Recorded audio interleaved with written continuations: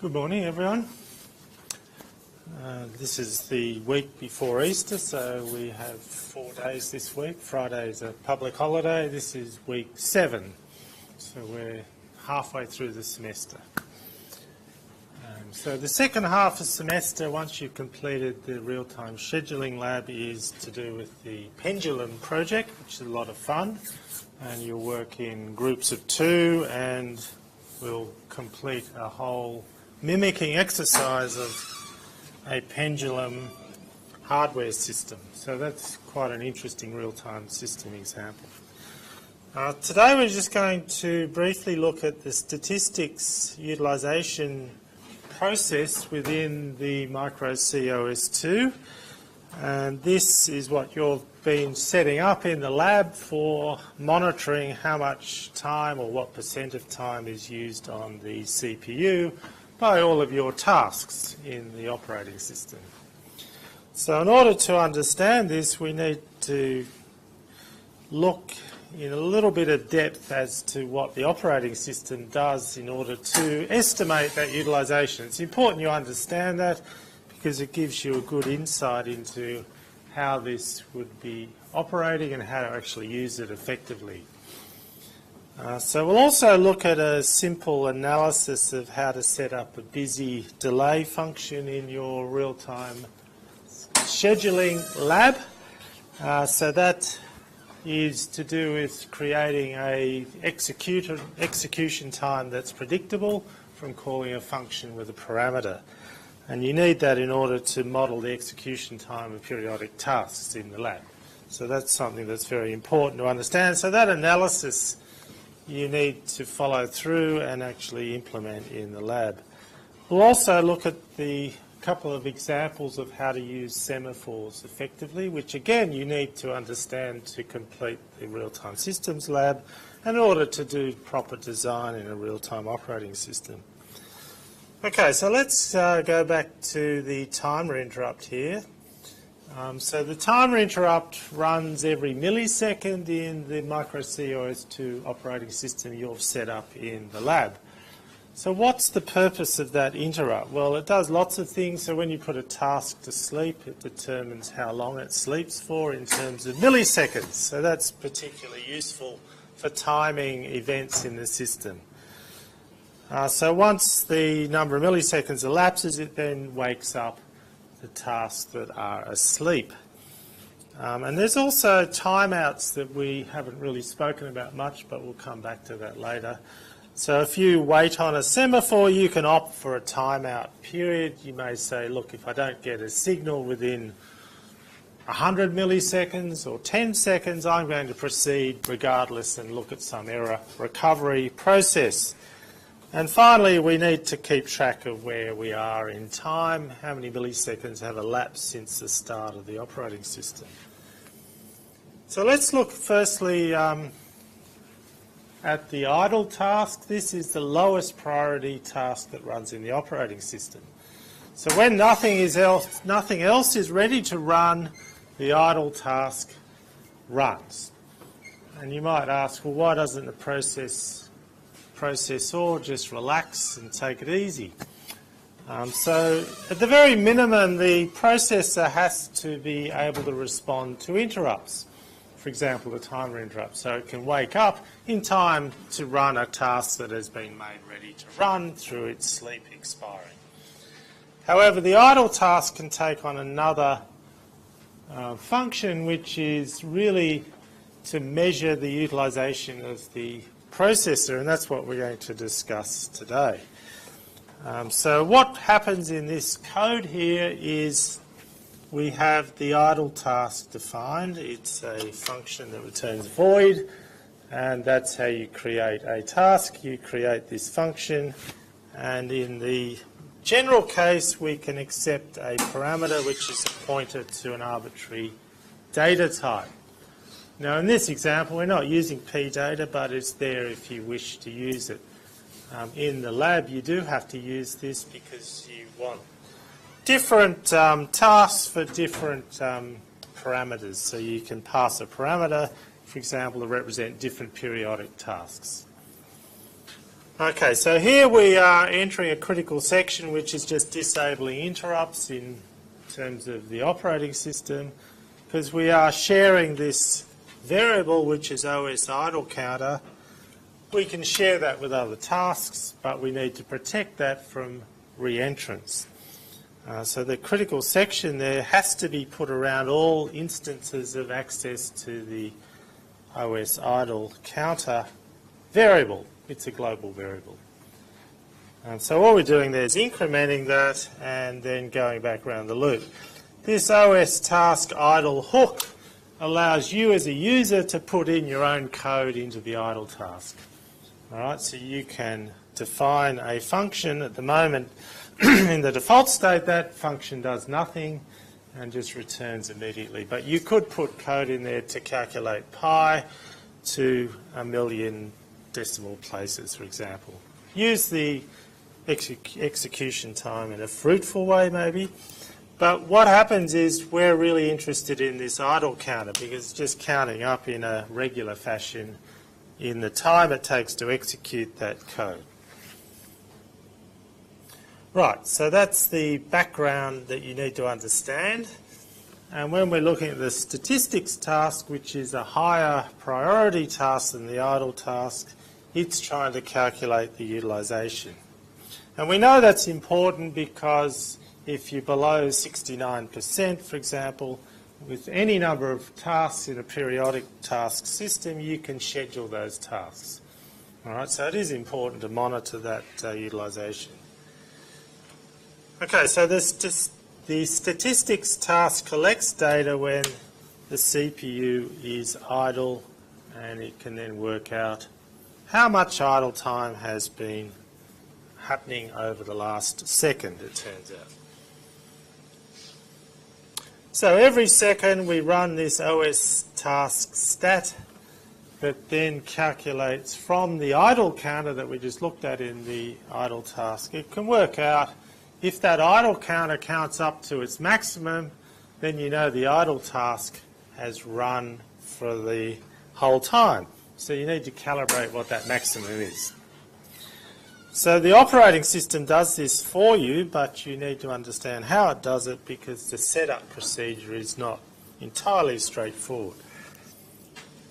Okay, there is a global variable that is updated every second by the statistics task to calculate the percent of utilisation. So you can just read that variable and then you can access that data. All right, so in the lab you've probably already done this, but you called OS_stat_init, which initialises the statistics task. So the key requirement there is you do that with only one task running, which is a task that's calling OS_stat_init. So here's a typical scenario. You always start a C program with main, and then within main you would create your tasks. So this point here in the operating system is not actually running, it's just a normal C program.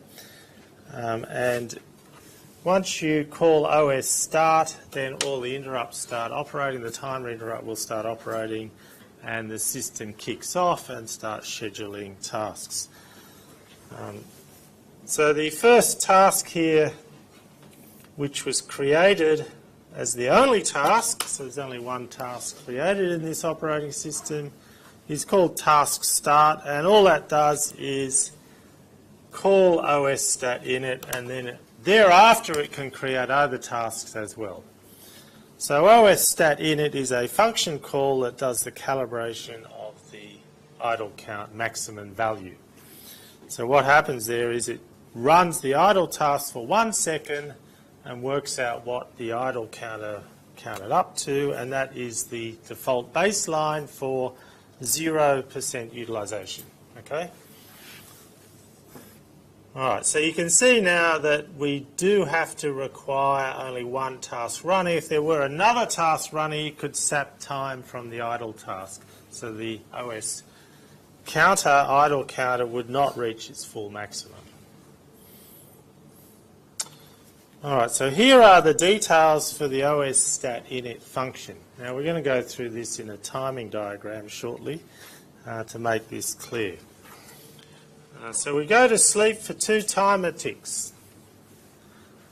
Now the point about this, which I'll illustrate shortly, is to make sure we actually wake up at this point here just after a timer interrupt.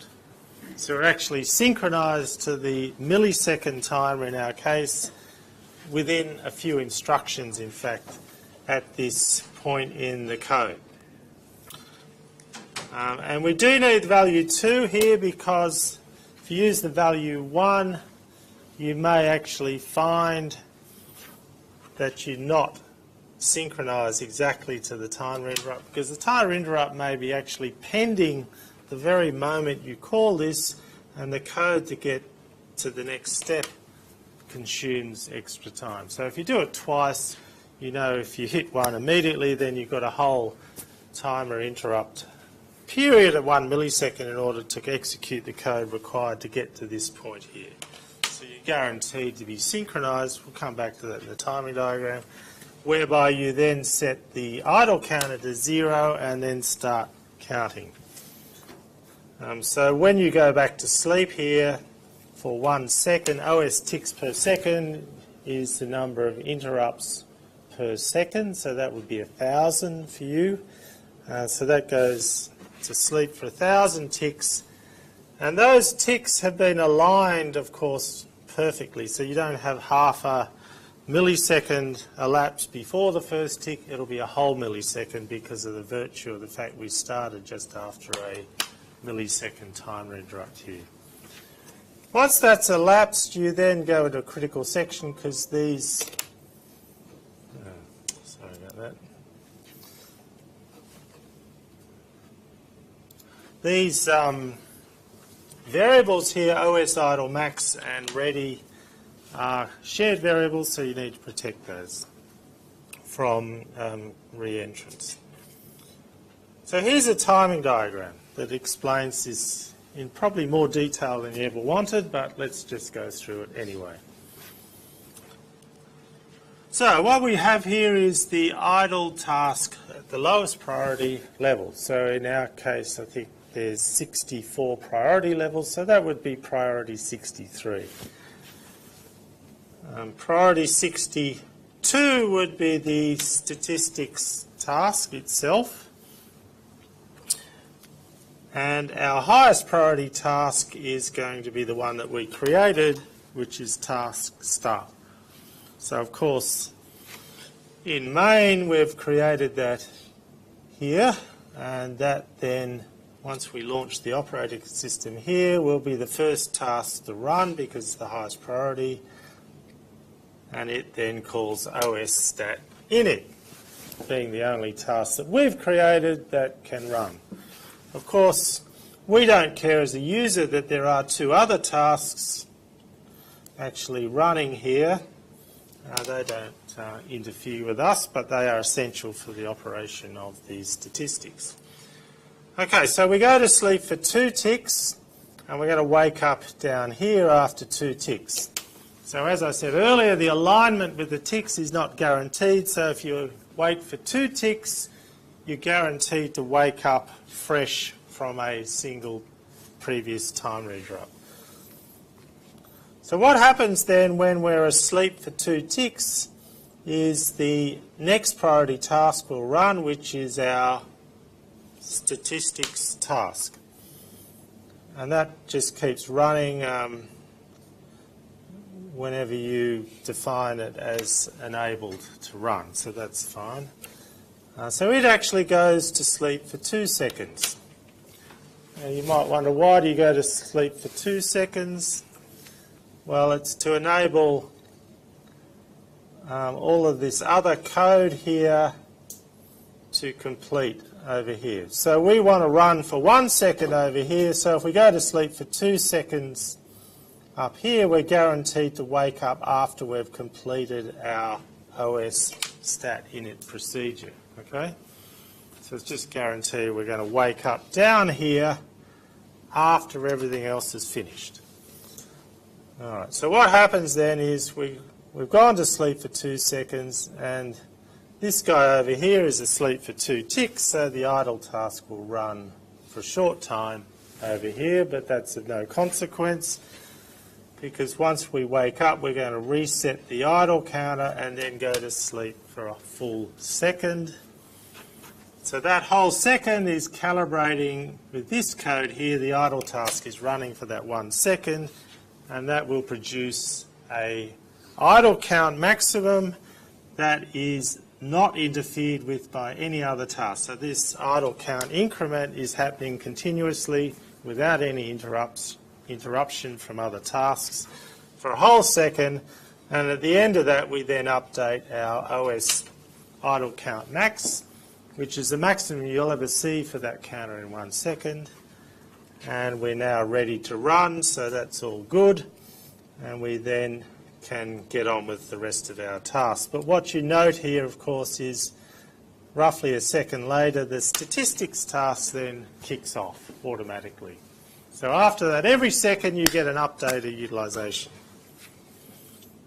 All right, so that's quite involved, and you can see the designers of the operating system had to think carefully about the timing and synchronisation relative to timer interrupts in that code. All right, because of the structure has to be accurately calibrated.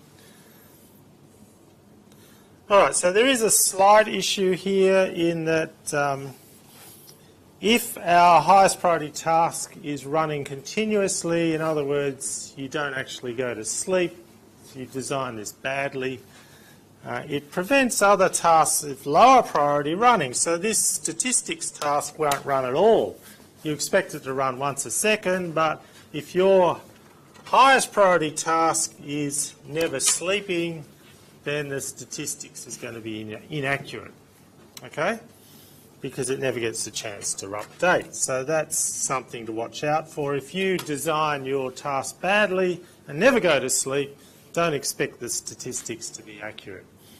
So in other words, if you're using 100% utilisation, it turns out it reports 0 because it never updates the CPU usage variable. That's just something to watch out in the lab.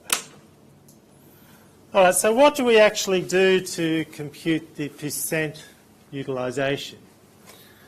So it all comes from a very simple calculation here. So we know the proportion of time spent in the idle task is the value of the idle counter after 1 second divided by the maximum it can ever reach if nothing else is running. So that's the proportion of time the idle task is running. So the utilisation is 1 minus that in terms of the tasks that we design are running. So it's 1 minus the idle proportion of time, and 100 times gives us a percentage. So that's all very nice. But if we were to calculate this with integer arithmetic, you might ask, well, why don't we just use floating point? Well, it turns out a lot of processors that are low power and used in real-time operating systems, they don't actually support floating point. And they'll do that in a software emulation of floating point, which is very slow. So we'd like to express this using integer arithmetic. So you know that if you, say, use integer division, 5 divided by 10 as integers, then the result of that is 0. Sure, there's a remainder of 5, but the C compiler will actually throw away that remainder and say, okay, integer division, yep, if something's less than 1, it's going to report a 0. So that's exactly what happens here. We have OS idle counter, which is going to be less than the maximum. So if you were to do that as integer arithmetic, you'd end up with 0 for that calculation. So we can get around that by multiplying by 100 here. So we're guaranteed now it's going to be quite a large number, but that's unfortunately going to overflow in some, say, 16-bit processors that you may use, so they avoid that as well. So the final solution is you take this 100 down to the denominator, So you've got OS idle counter max divided by 100, and then you take your idle count and divide by that denominator. All right, so that's a bit of a rigmarole, but again, you've got to be mindful of the precision of your arithmetic when you do this stuff in integers. It turns out when we discuss rounding errors in arithmetic later on, we can actually improve that result one step further, but we'll come back to that. Okay, so we won't need to look at anything else there today, but I'd like to now move on to looking at your busy delay function. So who's written a busy delay function? No one.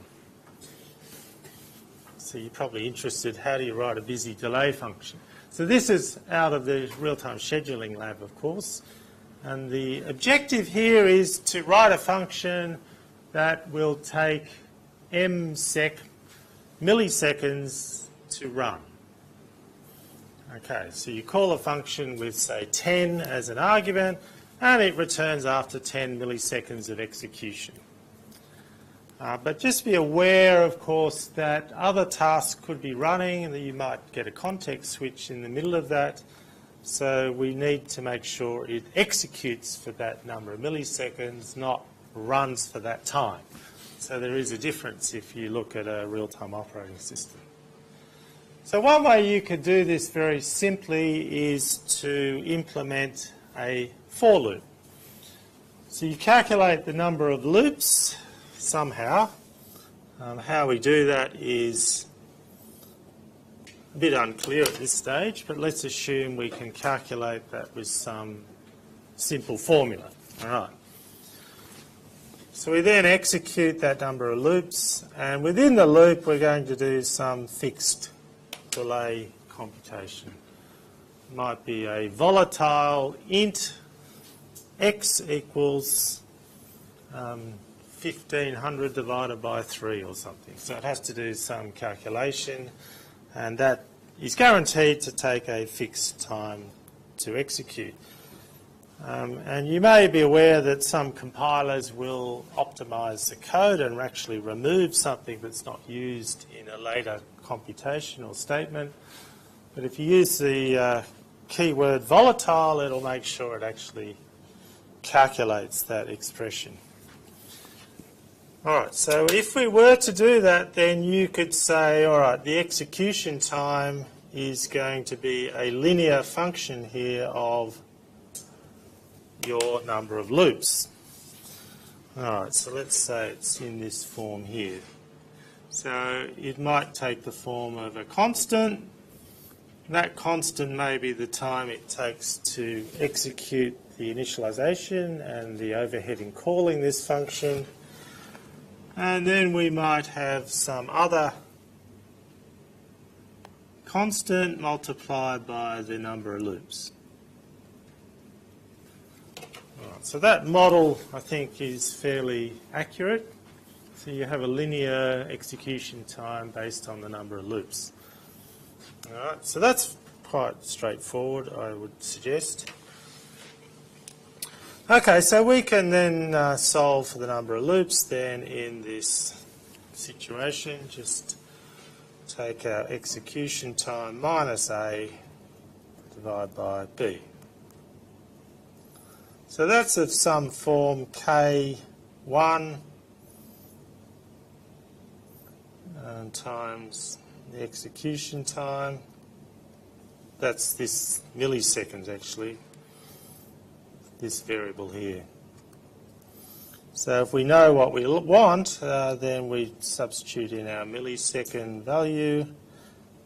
So that K1's 1 over B, and then we subtract another constant here.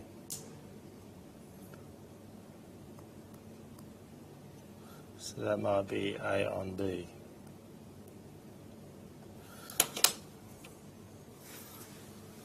All right, so what we need then to do is to somehow calculate A and B.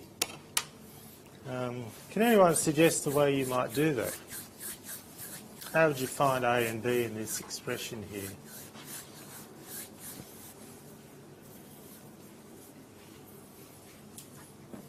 So you guys are all engineers. First thing you do is you take measurements, don't you? You test the real world. You get out there and you start probing things. So what would you try and measure here? So you want to measure the execution time. Yes, pretty obvious, isn't it? But what would you do? How would you do that?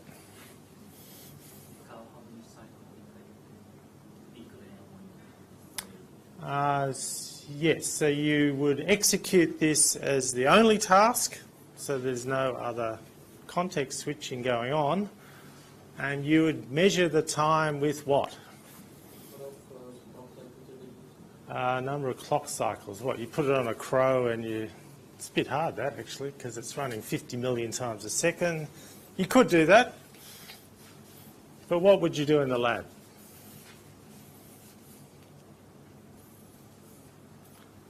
So who's started the lab? You've all implemented a microsecond counter, haven't you? Which I gave you the wrong advice about in the last lecture, but I've corrected that with a notice you may have noticed. So you have a microsecond counter, so you can work out how long something takes to execute by reading the counter before and after executing. Tells you how many microseconds. All right, so what would you do? So let's just do an experiment here. We're going to calculate the execution time here. We'll call it number 1, and we're going to do that with A plus B times, why don't we do it with 1,000 loops? All right, so that would be one experiment. So you can then measure execution 1, and you know A plus B times 1,000. So what else would you do? Sorry? Change the number of loops. Ah, yes, change the number of loops, yes. So you might do another experiment. Execution 2 is A plus B times, you might use 10,000 loops. Okay. Why not? Should we do any more experiments? Why not? But you can test the model if you do more experiments, all right? You can test the linearity of the model. But anyway, you can now solve for A and B with 2 simultaneous equations. Once you know A and B, of course, you can then determine K1 and K2, and you're finished. Marvellous. There is a bit of a chicken and egg problem here, though. This fixed calculation here that I mentioned up the top, of course, you have to know what the answer is roughly, and then you can repeat the experiment, okay? So you may modify this code up here, but then you just repeat the experiment to check, all right? So that is one way you could do this, and you could also validate this, as I mentioned, for multiple points to see if it actually is accurate. All right? It's very important to get a good calibrated delay here for the experiment. Okay, so let's move on and do another exercise now with our synchronization. So what I'm trying to do here is to get you to think about the way we use semaphores. So in the lab, you're using semaphores to do the control of your periodic processes and run the scheduler. So you need to understand a bit about how these work in practice.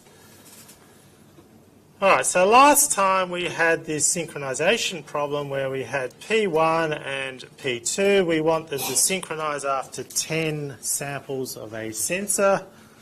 P1 operating at 5 millisecond intervals and P2 at 7. So we knew P1 arrived first, so we could wait on the semaphore that we created, which was created with 0 initial value. So the first time we hit that wait, we're going to block. And then the other process catches up and signals, which then releases us from P1 to continue. P2 is not blocked, of course, by that signal. It continues anyway. So that's all very nice. Very simple and very controlled. Okay, so let's now move on and generalize this code to be a little bit more flexible. Okay, so we're going to change the way this works so we don't depend on knowing which of the first two processes finishes first. All right, so that was something you may not know in practice, so you might want to generalise this. So we can do this now by the same structure we had earlier, but we need to think about the way we use the semaphores. All right, so let's have a look at how this might work. So you have your for loop, which is going to be the same as before, so I won't do all of that. You know how that works. It does all the sampling of the sensor in here, and then we have to do some synchronization. And the same happens over with P2. You've got the same structure in operation there. So we need to write some code here and here to do the synchronization when we don't know which guy finishes first. So given that we don't understand or don't know or don't care which guy finishes first, we'll need to have a wait in both tasks. Okay? Does everyone agree with that? So there's the possibility that P2 may need to be blocked first, or that maybe that P1 has to block first. So we're going to need at least a wait on something here, and likewise over here. All right. So could we do this with the same semaphore? Could we wait on a semaphore in both of the two processes and achieve our goal? So previously we did have a semaphore which we called sem. We initialised that to 0, I think it was, in it sem when we created the semaphore os sem create.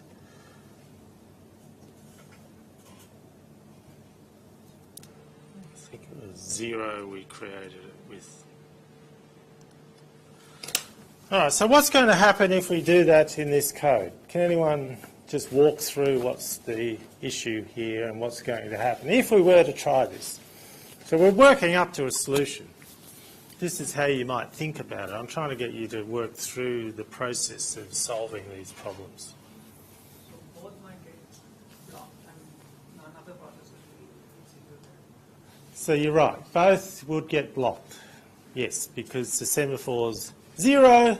So if we were to make the semaphore initially 1, would that help?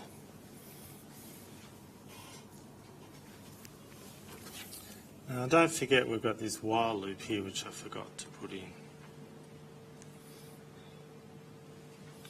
in both instances. Alright, so if we made them initialise the semaphore to 1, then the first guy would not block, so that's not very useful.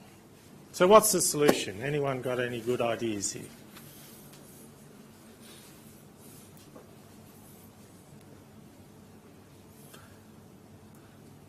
So what's the sticking point here? What's the issue? What are the two issues that we've got?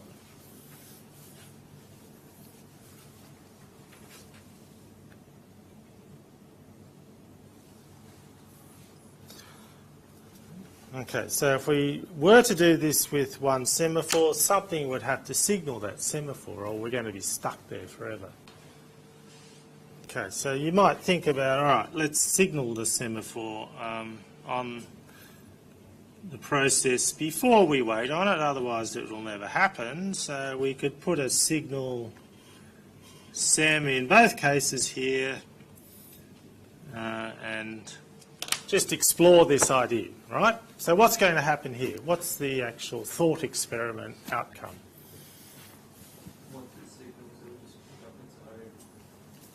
Exactly, yeah. So that's not going to work because you signal, yep, the semaphore's initially 0, it becomes 1 after that, and then you wait on the same semaphore, you're straight through. We haven't achieved anything.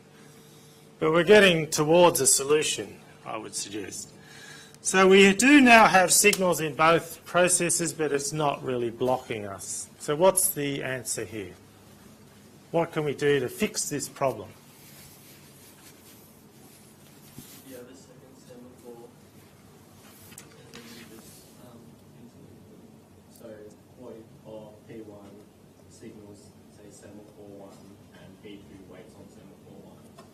Alright, so let's try 2 semaphores. So you want to signal 1 here and wait on 2. Is that right? Yeah. What about over here? You signal 2 and wait on 1. Yep, okay, that sounds interesting, doesn't it? So, okay, so semaphore 1 now is reserved to block process 1. Semaphore 2 is reserved to block only process 2. So now the other task, or the other process, has to signal it. All right, so once you arrive here, bingo, you signal the other guy can now proceed, and likewise vice versa. Once you arrive there, it signals P2 can achieve. So you're happy this will work? How would you validate this code? How would you actually check it works? All right, so you're designing the Boeing MAX 8 software, all right? And you've got this synchronization problem here. Lots of passengers fly in these planes and their lives depend on your code being correct. That's what a real-time system is. So how would you know this is correct? It's a big issue, isn't it? You don't want to be liable for another software fault in a Boeing aircraft, do you? Just to make this problem real. I mean, that's what we're looking at here. So, yeah, there are test procedures that we'll look at later on that can actually test for arbitrary context switch locations within these code segments. So what you really want to do here is to create a test environment where you can have a context switch between any 2 instructions in either process and check that it actually satisfies the conditions. The other way to do this is to do a formal mathematical proof. So you might do code proofs. That's another method that some computer scientists will employ.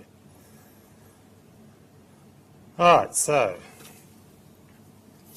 we might come back to the next problem later on.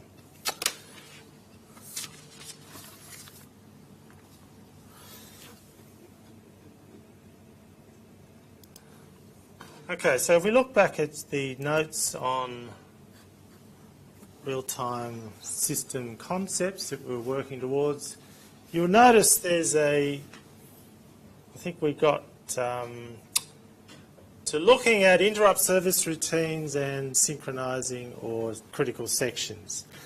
So we decided that if you're in an interrupt service routine, then you should never wait on a semaphore. And the reason for that is you may have a task running, there's an interrupt that occurs, that then takes us to the interrupt service routine, and that may wait on a semaphore. Ugh, disaster. So that could block, and what happens there is this interrupt doesn't really check which task it interrupts. It doesn't care. It's an external hardware interrupt. It can happen at any time. But what's really happening here is you're blocking task 1 for the sake of an argument, and that's an arbitrary block that's generated by some external asynchronous event. And even worse than that, it can actually delay other interrupts that are very important. So the wait would depend on some other signal somewhere else, which is going to be non-deterministic in this arrangement. So this random blocking of a task will actually destroy your solution to a problem in a real-time context. So this is not allowed. In fact, in the real-time operating system, you'll get an error if you attempt to call a semaphore wait or pend function within an interrupt service routine. So they know, they keep track of where you are. If you're actually in an interrupt service routine and you call a sem pend, it'll return an error, in fact. But whether you check that error is up to you as the coder. All right, so within tasks, of course, you can do that quite happily. That's where it's meant to operate. Okay, so within two tasks, there's this synchronization that we just looked at, in fact, which is you wait for a signal from the other task and then you continue. Okay, so that's what we just discussed in our problem. We're going to generalize this to any number of tasks later on. So we're going to get you to think about how that would come about. All right, so the operating system allows us to do more sophisticated synchronization operations than just semaphores. Semaphores are usually designed around two tasks that operate with a post and a pend. So there's this relationship that occurs. But often we have multiple events that we'd like to monitor simultaneously. So you may have a condition where you want several things to happen, or 1 out of 10 events. You want to wait for 1 out of 10 events. You don't know the order in which they're going to arrive, and you want to then block the current task until at least one of those 10 events occurs. Now, if you were to do that with the 10 semaphores, you'd have to know the order in which they arrived. Okay, because you'd have a sequence of wait on the semaphores. You might wait on semaphore 1 and then semaphore 2 and so on. So you're imposing an order to that event list. And if you had semaphore 10 occurring first, then this code would fail because it's going to block on the other ones. So that's why these event flags have been invented. So the event flag allows you to block on a disjunctive or of any number of events. So that's the possibility that we just discussed. Or you may require all 10 of those events to occur, which is what this code actually does. However, the advantage of the event flag is it's one synchronization primitive you can use to do that set of 10 actions in one call. All right, we don't want to have to write 10 calls to a operating system function when we can do it with one call. So therefore, you can do it, there's the two forms, there's disjunctive or the or there's the and form of the event flag. So that's quite, it's a generalization of a semaphore. It's quite a useful thing, and we'll come back to that. We'll try and solve our N-process synchronization problem with event flags later on. So that's quite a compact utilization. The other one that people use often are what's called message mailboxes. So you can deposit a message in a mailbox. It's a bit like an email, I guess. So you can then have a task set up a message which is an area of memory. You provide a pointer to that data structure in memory, and then you provide it to the operating system mailbox routine.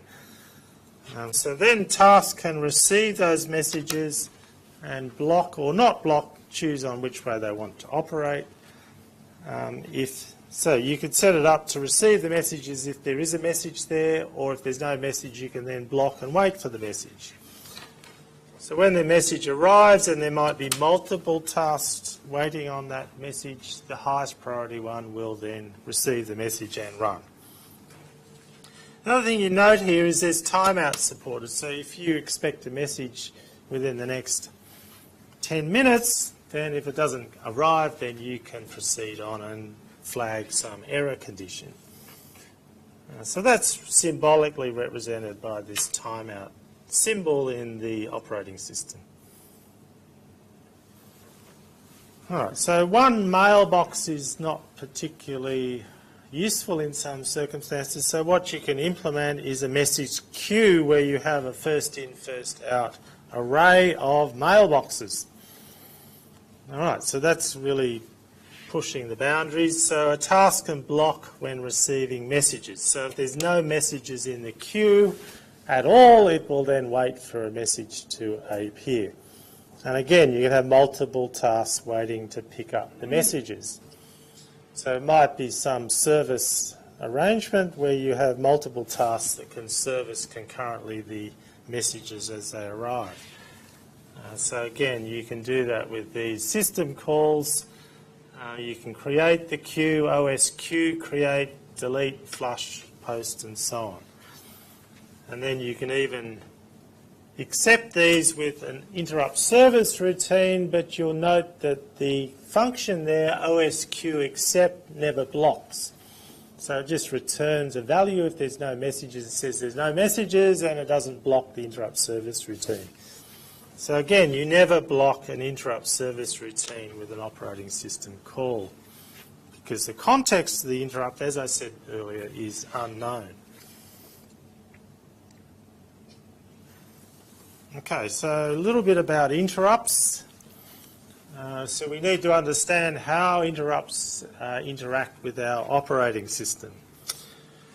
So an interrupt has this asynchronous property, so it can occur at any time in any task, and for that reason we do have to save the state of the CPU and then restore it afterwards. So the registers are saved, the program counter is saved, and if there's any status flags relating to arithmetic events, they need to be saved as well.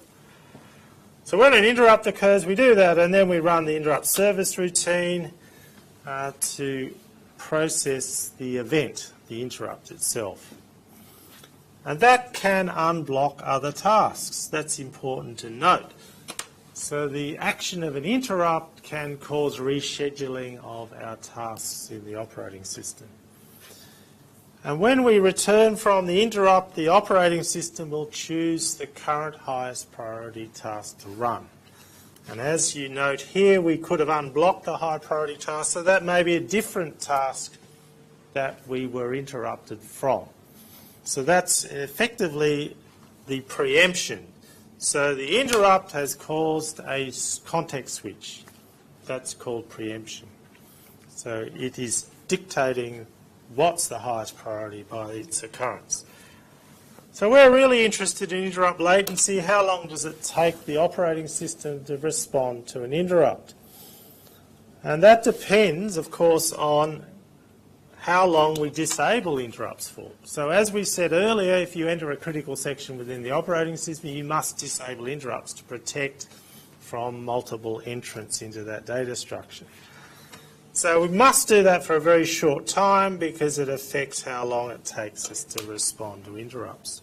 So that's one of the key performance indicators for an operating system. You'll see it advertised. This real-time kernel can respond within less than a microsecond to all interrupts. Fantastic. It means we can really design high-performance real-time systems.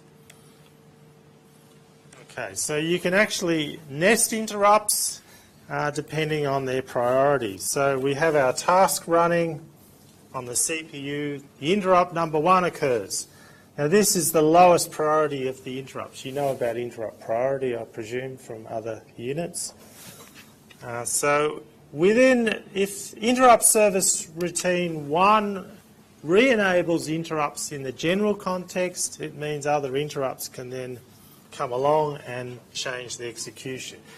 So you can see 2 and 3 are higher priority in that order, so they then execute and then return back through to the original background task.